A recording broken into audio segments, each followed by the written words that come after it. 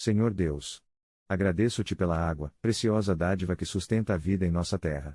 És tu, Senhor, quem nos dá água para saciar nossa sede e para manter a criação viva. Ensinaste-nos, querido Deus, a importância da água em nossas vidas. Ela é símbolo de purificação e renovação. Assim como a água nos limpa por fora, peço-te que laves nosso coração e nossa alma, purificando-nos de nossos pecados e renovando nossa fé.